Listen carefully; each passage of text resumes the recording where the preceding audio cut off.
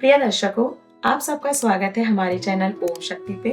और आज हमारे साथ स्टूडियो में नहीं लेकिन गया से उपस्थित हैं दिव्यदर्शी पवन मिश्रा जी। तो नमस्ते पंडित जी, कैसे हैं आप? बहुत बढ़िया, ठीक है। तो पंडित जी, आज का सवाल और आज का जो विषय है वो इससे जुड़ा हुआ है कि ज्योतिष ज्ञान, ज्योतिष विद्या। तो आज आप हमको बताइए कि ज्योतिष क्या है और ज्योतिष का हमारे आम जीवन के ऊपर क्या प्रभाव है, इसके बारे में हमें और हमारे दर्शकों को विस्तार से बताइए। ज्योतिष विज्ञान एक ऐसा विज्ञान है जिसका प्रभाव समस्त चराचर जगत पर पड़ता है। जैसे नाम से ही स्पष्ट है कि ज्योतिष, ज्योति प्लस अक्ष, यानी कि जो भी हम ग्रह हैं जिसमें सूर्य, चंद्रमा, भौम, बुध, गुरु, शुक्र, शनि, राहु केतु छाया ग्रह है। लेकिन सभी ग्रहों का अपना अपना किरण है, अपना अपना अस्तित्व। तो जो भी ग्रह आकाश में स्थित हैं उनका प्रभाव जीव पर पड़ता है।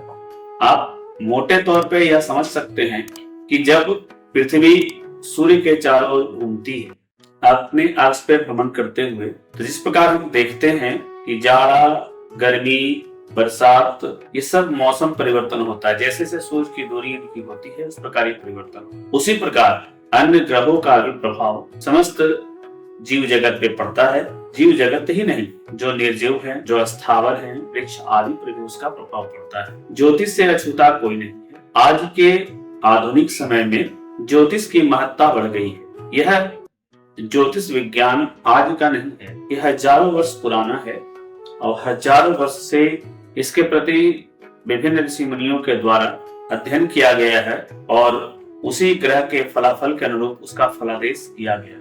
आज के आधुनिक समय में भाग दौड़ में इसकी महत्ता बहुत ज्यादा बढ़ गई है। हर इंसान इस आपाधापी के जीवन में चाहता है कि हमारा जीवन थोड़ा सुगम हो। हालांकि यह भी कहना अतिशयोक्ति होगी कि केवल ज्योतिष से ही जीव का कल्याण हो, ऐसा नहीं है, परंतु मानव जीवन पर ग्रहों का बहुत अधिक प्रभाव। ज्योतिष सहारा वहां देता है जहां आपको कुछ समझ में नहीं आ रहा है कि मुझे आगे क्या करना चाहिए और कैसे करना चाहिए और क्यों इतनी सारी बाधाएं। अगर उस अवस्था में ज्योतिष का मार्ग लिया जाए तो ग्रहों का बहुत छोटे छोटे उपाय करके, उस ग्रह के हिसाब से उनका उपाय करके निराकरण किया जा सकता है और अपने जीवन को सुमधुर बनाया जा सकता है। तो इससे हमें ये पता चला कि ज्योतिष क्या है और जीवन सार और ग्रहों का हमारे जीवन के ऊपर प्रभाव क्या है। तो इसी से जुड़ा हमारा अगला सवाल ये होगा पंडित जी कि बहुत लोगों का मानना है कि ज्योतिष पाखंड होते हैं। तो आप हमें बताइए कि ज्योतिष किस तरीके से काम करते हैं और उसमें जो अंगूठियां इतनी सारी यूज होती हैं उसका हमारे ग्रह नक्षत्रों के ऊपर कैसे और किस तरह से प्रभाव पड़ता है। ज्योतिष नहीं जानने पर पाखंड प्रतीत हो सकता है, क्योंकि जिस चीज के बारे में हम लोग नहीं जानते हैं उसे बेकार ही समझा जाता है। मैंने जैसे पूर्व में कहा कि ज्योतिष एक ऐसी विद्या है जिसका सही ज्योतिषी से परामर्श करके आने वाली विभिन्न प्रकार की घटनाएं, जीवन में होने वाली घटनाएं जो कि दुर्घटना के रूप में भी हो सकता है, उसे संवारा जा सकता है। मैं यह नहीं कह सकता हूं कि ग्रह का भोग है जो आपको भोगना नहीं पड़ेगा, क्योंकि ग्रह और कर्म का भोग एक साथ संयुक्त रूप से चलता है, परंतु ग्रहों का उपचार कर लेने पर वह सुमधुर बन जाता है, वह दुर्घटनाएं थोड़ी कम हो जाती हैं। रही बात अंगूठी के विषय में, अगर हम लोग मोटे तौर पर देखें तो चंद्र कुंडलियां अर्थात सभी लोगों में प्रचलित है राशियां, राशि का प्रभाव बहुत सटीक होता है। तो आपके जन्म कुंडली के अनुसार अगर हम लग्न पर विचार करें, पंचम भाव पर विचार करें, नव भाव जो कि भाग्य भाव का स्थान होता है, उस पर विचार करके अगर सटीक तरीके से उसका उपचार किया जाए, उसका रत्न दिया जाए, तो निश्चित ही वह लाभप्रद। अब आप देखेंगे कि माणिक्य सूर्य का रत्न लाल रंग का होता है। सूर्य भी हम लोग जैसा जानते हैं कि नारंगी और लाल रंग का होता है। आप इसको ऐसे समझें कि जब सूर्य ग्रह से कोई व्यक्ति पीड़ित होता है तो सूर्य स्वामी होता है आरोग्य का, आयु का और पेट संबंधी, त्वचा संबंधी आदि परेशानियों का। तो जब हम किसी व्यक्ति को सूर्य से संबंधित पीड़ित देखते हैं, सूर्य उसका खराब होकर जन्म कुंडली में या हस्त रेखा में देखते हैं, तो उनको माणिक्य पहनाया जाता है। माणिक्य क्या करता है कि जो सूर्य से आने वाले विकिरण है, जिसका अदृश्य रूप से उस पर प्रभाव पड़ रहा है, उसको नियंत्रित करता है। अगर अधिक होने के कारण उसको पीड़ा दे रहा है तो उसको कम किया जाता है। कमजोर होने से भी अगर पीड़ा उसको हो रही है तो उसको एक नियत समय तक पहुंचाता है, नियत स्थिति तक पहुंचाता है। तो इस प्रकार हम लोग अन्य ग्रहों को भी समाधान ढूंढते हैं और करते हैं। यह नहीं कहा जा सकता है कि केवल अंगूठी ही उपचार है, इसके विभिन्न उपचार हैं। जैसे सूर्य के लिए हम लोग बेल का जड़ धारण करवाते हैं, लाल चंदन धारण करवाते हैं, यह भी लाभप्रद है। सूर्य को अर्घ्य देना, सात्विक रहना, अपने पिता को नियमित प्रणाम करना, यह भी एक तरीका है कि आपका सूर्य मजबूत हो। उसी प्रकार अन्य ग्रहों का भी उपचार है। तो इससे हमने ये जाना पंडित जी कि ज्योतिष विद्या पाखंड बिल्कुल भी नहीं है। ये हमें जीवन जीने का सलीका सिखाता है और हमारे भविष्य में जो भी असुविधाएं या समस्या आने वाली होती है उसके बारे में अवगत कराता है। और जो अंगूठियां हम इसमें यूज करते हैं वो हमारे प्रॉब्लम के अकॉर्डिंग हमको सोल्यूशन दिलाता है और हमारे प्रॉब्लम से हमें मुक्ति दिलाता है। तो हमारा अगला प्रश्न ये होगा पंडित जी कि ग्रह नक्षत्र जीवन में बनते और बिगड़ते कैसे हैं? अब मोटी बात है कि ग्रह बनते और बिगड़ते कैसे हैं। तो जो ग्रह, तो मान लीजिए किसी व्यक्ति का जन्म समय में ही सूर्य कमजोर है, तो जब सूर्य कमजोर है, सूर्य द्वितीय भाव में बैठा है, अब महादशा का फलाफल भोगते हुए उसकी महादशा आ गई और सूर्य पहले से नीचे है, तो सूर्य वहां पीड़ा देना शुरू कर देंगे। जब सूर्य आकाश में कमजोर पड़ेंगे वहां वह व्यक्ति भी कमजोर पड़ने लगेगा। लेकिन इसकी अवस्था हम लोग ज्ञात करते हैं कुंडली के अनुसार। अब किसी व्यक्ति का सूर्य कमजोर है, तो अगर वह व्यक्ति चाहे कि हमारा सूर्य हमको ज्यादा ताप नहीं दे, तो उसे सात्विक हो जाना चाहिए। उसके आहार विहार में परिवर्तन लाने की आवश्यकता होती है। अगर मेरा सूर्य बहुत मजबूत है और किसी कारण से हमारा व्यवहार ऐसा बदल गया, चाहे वो हम लोग को माहौल मिल जाए, चाहे कोई ऐसा कारण हो जाए, मानसिक दबाव हो और पिता को ही तंग करना शुरू कर दे, अपने घर में पिता तुल्य जो लोग हैं उन्हें कष्ट देना शुरू कर दे, तो सूर्य यहीं से कमजोर होना शुरू हो जाएगा। एक तो पहले से आप सूर्य के भाव से पीड़ित हैं, तो कोई भी ग्रह अपने अनुरूप आपको उस पात्र में ढकेलने का प्रयास करता है। तो ज्योतिष विद्या यही पे मदद करती है, ज्योतिष विज्ञान यही पे मदद करती है कि आपको क्या करना चाहिए और क्या नहीं करना चाहिए। अगर कोई ग्रह आपको पीड़ा दे रही है तो कैसे आपको व्यवहार में रहना चाहिए, यहाँ ज्योतिष से मदद मिल जाती है। अब हमने ये जाना कि ग्रहों का हमारे जीवन के ऊपर प्रभाव क्या है, और वो ये है कि जब दिन और रात होते हैं तो और जब समय बदलता है तो समय के हिसाब से ग्रह और नक्षत्र अपनी चाल बदलते हैं। अगला सवाल हमारा ये होगा पंडित जी कि हम ज्योतिषीय सलाह कब लेते हैं? ज्योतिषीय सलाह की जब हम बात करते हैं तो हम लोगों ने रामायण में भी देखा, महाभारत में भी देखा कि जब राम जी का जन्म हो रहा है तो ऋषियों को बुलाया जाता है और उनके कुंडली पर विचार किया जाता है। और पहले उस काल की बात को छोड़ दे तो अन्य भी आपको मिलेंगे कि हर राज्य में राजपुरोहित और ज्योतिषीय हुआ करते थे और बच्चा का जन्म होने के बाद से उनके कुंडली के फलाफल पर विचार किया जाता था। वह इसलिए कि कुंडली के आधार पर उस बच्चा पर आने वाले संकटों का निवारण किया जा सके और उसको उसी रूप में संवारा सजाया जा सके जहां पे उसकी ग्रह अगर कोई कमजोर है तो उसको पहले से ही समझाया जाए।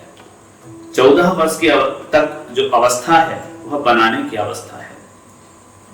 अगर किसी विद्वान व्यक्ति जो समझदार है वह व्यक्ति चाहे कि हमारा बच्चा भविष्य में ऊंचे नाम कमाए, ऊंचे पद पे जाए, उसकी विद्या अच्छी हो, उसके विद्या भाव को, उसके अन्य भाव को कोई विद्वान ज्योतिष से परामर्श करने के बाद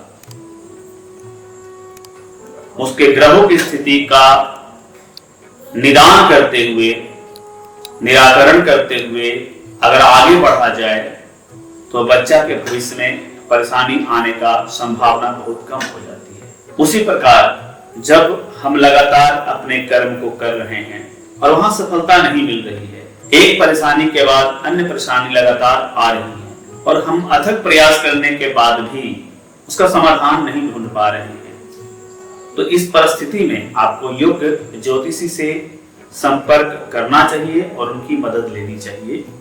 और उसके अनुरूप अगर आप चलेंगे तो आप देखेंगे कि आपके जीवन में धीरे धीरे करके बदलाव आना प्रारंभ हो जाएगा। तो ज्योतिष एक ऐसी विद्या नहीं है कि जिसे बीच बीच में लिया जाए, आपको हमेशा संपर्क में रहना चाहिए योग्य ज्योतिषी का, और 1 साल 2 साल या कुछ विषम परिस्थिति उत्पन्न होने पर उनका सलाह मार्गदर्शन लिया जा सकता है। तो अब हमने जाना कि ज्योतिषीय सलाह हमें जन्म से ही लेना चाहिए। जैसे ही कोई बच्चा जन्म लेता है, उसके जन्म स्थान और जन्म समय को देख के उसका कुंडली में फलाफल निर्धारित हो जाता है और उसी समय से ही उसका भाग्य और ग्रहों की चाल लिखी जाती है। तो इसी से जुड़ा मेरा अगला सवाल ये होगा पंडित जी कि कहा जाता है कि हमारा भाग्य खुद ब्रह्मा जी से लिखा गया है, तो उसमें हम बदलाव कैसे ला सकते हैं और हमारा जो भाग्य है वो बनता और बिगड़ता कैसे है? भाग्य एक अलग चीज है, इसलिए जन्म कुंडली में नवम भाव को भाग्य भाव कहते हैं। भाग्य भाव जब हम लोग कुंडली की रचना करते हैं तो कुंडली के नवम भाव के बाद 10वां भाव होता है कर्म भाव, और ठीक उसके नीचे होता है अष्टम भाव, केंद्र में होता है लग्न भाव। हम लोग शुरू करते हैं लग्न भाव, द्वितीय भाव, पराक्रम भाव, चतुर्थ भाव, पंचम भाव, षष्ठम भाव, सप्तम भाव, अष्टम भाव, तब आता है नवम भाव। अर्थात ब्रह्मा ने भाग्य लिखा वह नवम भाव से प्रेरित है, कुंडली में इसकी व्यवस्था की गई है। लेकिन उसके अलावा नवम भाव के बाद आपके हाथ में 11 भाव दिए गए हैं, जिसके पहले पराक्रम भाव भी है, पंचम भाव भी है, जो सबसे इंपॉर्टेंट रोल अदा करता है आपके जीवन में या किसी व्यक्ति के जीवन में। अगर पंचम भाव के ग्रहों का हम लोग सुधार कर दें तो जो भाग्य भाव पर पड़ने वाला प्रभाव है उसको कम या अधिक किया जा सकता है। ब्रह्म का अर्थ होता है निर्माण, और जब भी हम लोग बात करते हैं किसी निर्माण का तो यह निर्माण सचेतावस्था में होता है। एक जीव की निर्माण होता है जिसके पास 5 ज्ञान इंद्रियां, 5 कर्मेंद्रियां होती हैं, 5 ज्ञानेंद्रियां और 10 कर्मेंद्रियां होती हैं, तब वह जीव होता है।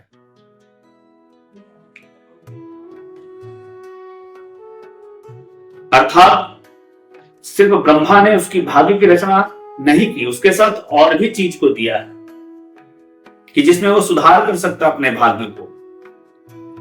पंचम भाव के द्वारा, कर्म भाव के द्वारा। तो यह स्पष्ट रूप से कहना थोड़ा मुश्किल है कि सिर्फ ब्रह्मा की रचना ही सर्वोपरि है। ब्रह्मा तो बनाने वाले हैं ही, विष्णु पालन करने वाले शिव, लेकिन आपके हाथ में भी बहुत कुछ है जिसे आप कर्म के बदौलत बदल सकते हैं।